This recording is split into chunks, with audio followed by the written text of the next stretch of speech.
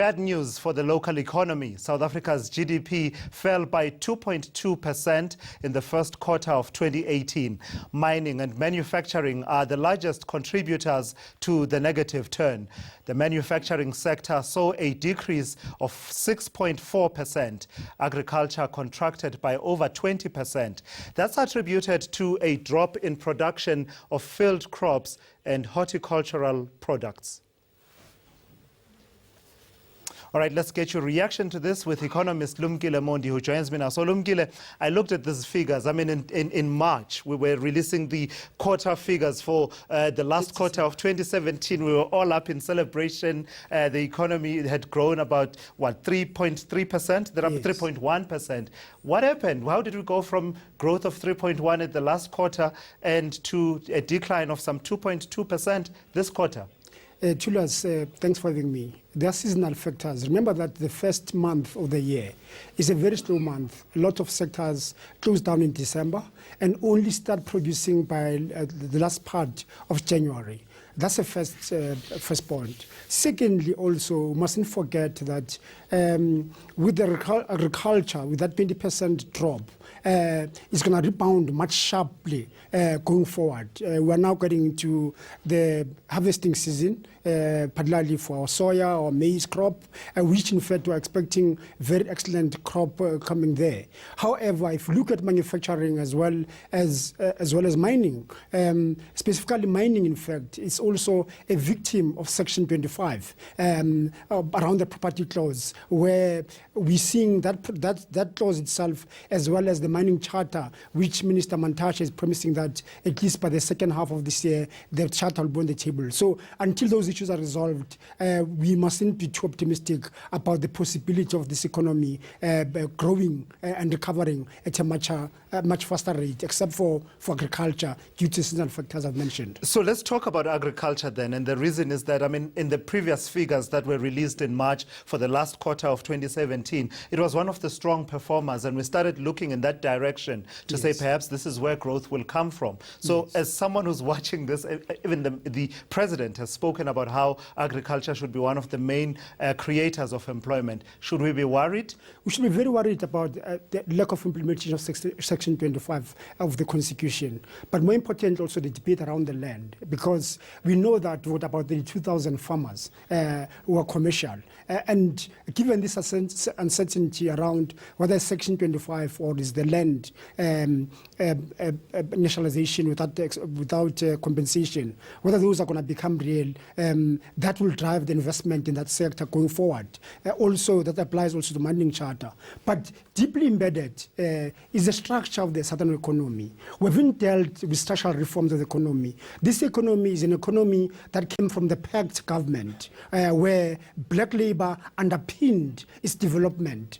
Cheap black labor and a pact between capital as well as white entrepreneurs who drove that. And we've done nothing about that. And hence you see insurance, property, who are financial sector type of economy, as well as transport, driving this economy, which we argue this economy has become very financialized. Therefore, to grow it, we need value added through manufacturing, reviving manufacturing as well as agriculture. That requires that leadership that I'm calling for in those sectors.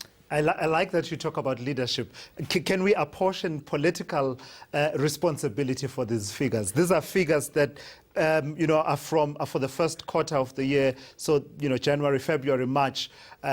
Part of it happened under the Ramaphosa administration. Surely his administration is responsible for these figures? Well, in fact, it's not even Ramaphosa. Remember, it's the ANC's failure of implementing Section 25 of the Constitution.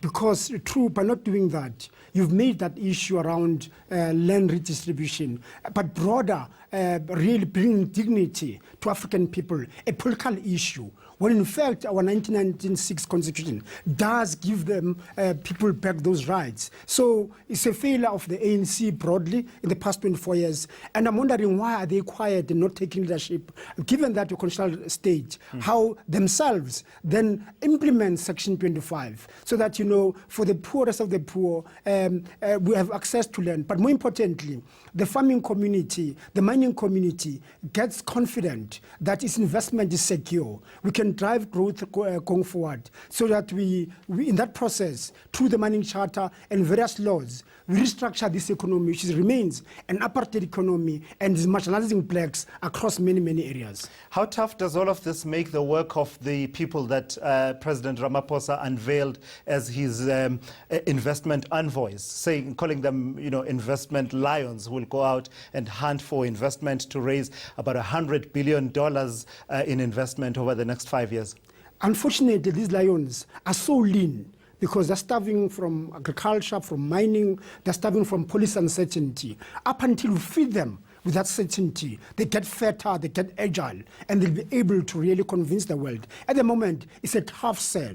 That's why we need the ANC really to take leadership, to stop engaging itself with parties that are smaller, that are using rhetoric, but you need leadership to implement, because our people cannot wait for land to be restricted through a process which undermines our constitution. So we need that leadership coming through. But more importantly also, we need the ANC focusing on the economy. Why being engaged in renaming processes of airports, when in fact the key issues is poverty, unemployment, as well as inequality. So we need that drive of bringing the private sector, bringing the community and labor into a new social compact to redress, but more importantly also to rebuild this economy so that we can be able to create employment. Give me a perspective very quickly, Lumkile, on the issue of the fuel price increase that is coming in at midnight tonight.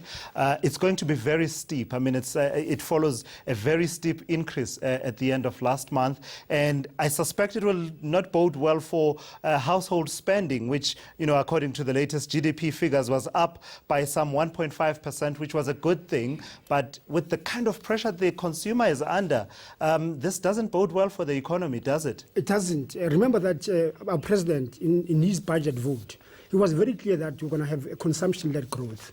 The VAT increases, as well as the impact of increases, whether it's at the pump to the fuel prices, but other goods as well, and the drive of high wages by both private sector and the transport sector and the government in the public sector, fuels inflation. Therefore, going forward, I think the consumer is going to be squeezed. So that consumption-led growth is going to be postponed indefinitely until these things stabilize and we've got certainty. That is why we need really a focus on bringing certainty, because through certainty, I think, can mobilize investment and drive growth going forward.